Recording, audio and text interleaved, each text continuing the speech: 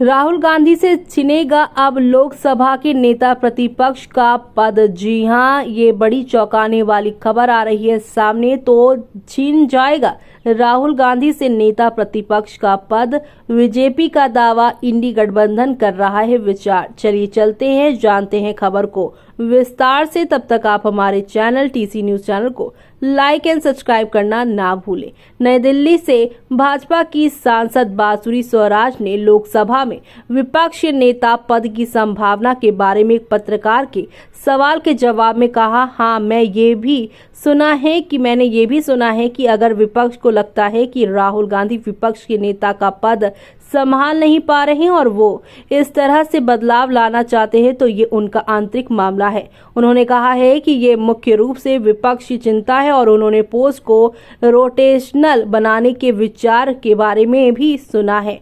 उनके बयान से समाजवादी पार्टी के प्रवक्ता मनोज यादव के साथ बहस शुरू हो गई है और उन्होंने इस पर टिप्पणी करने के उनके अधिकार पर सवाल उठाया है कि क्या पोस्ट को रोटेशनल बनाया जाना चाहिए।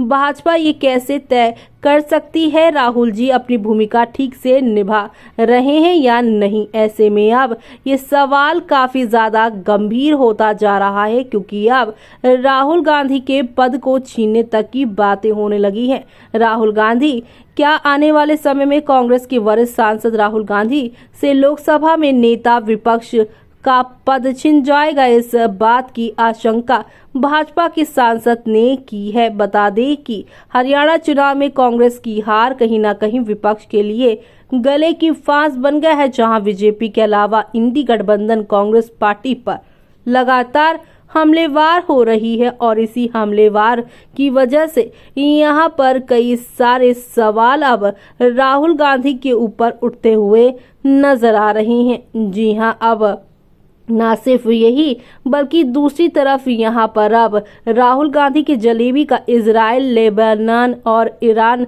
से क्या कनेक्शन, कभी कैदियों के लिए ये भी थी यहाँ पर सजा। चलिए ये भी यहाँ पर जानिए कि क्या है। एक तरफ वो पद छीनने की बात, तो वहीं उनके जलेबी वाले बयान को अब यहाँ पर कैदियों से क्यों जोड़ा जा रहा है। जलेबी जितनी घुमावदार होती है उसका सफर भी उतना ही चक्करदार है। जी हाँ, आपको बता दें, कम ही लोग जानते होंगे कि चाशनी में डूबी जलेबी की ये मिठास एक समय दुनिया को जीतने के लिए खूनी जंग करने वाले तुर्की के मुसलमानों के लिए बेहद कड़वी हुआ करती थी।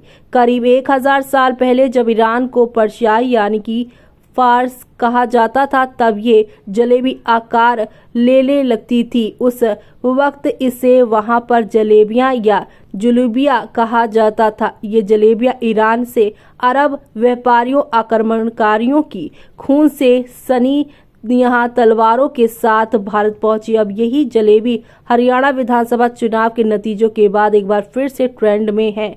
दरअसल कांग्रेस नेता राहुल गांधी ने सोनीपत के गोहना में जलेबी खाई थी और मन से जलेबी की फैक्ट्री लगाने और इससे मिलने वाले रोजगार के बारे में बात की थी। उनकी इस बात पर अब हरियाणा में कांग्रेस की हार के बाद सोशल मीडिया पर जमकर उनकी चुटकी भी ली जा रही है। तो वहीं कहा जाता है कि भारत में आज जो जलेबी खाई जाती है उस जलेबी की रेसिपी फारसी के जलेबिया या जुलबिया से ली गई है। जुलबिया का सबसे पुराना जिक्र 10वीं शताब्दी में फारसी रसोई से जुड़ी मोहम्मद बिन हसन अल बगदादी की किताब अल तबीख में मिलता है। वहीं इसी के समकालीन एक जो है अरब लेखक इब्न शायर अल वरक की किताब में भी जलेबिया का जिक्र आता है। ये वो दौर था जब अरब के मुस्लिम आक्रमणकारी पूरी दुनिया में अपने तलवारों के कत्लेआम मचा रहे थे। उस वक्त ये रमजान के दिनों में बेहद चाव से खाई जाती थी।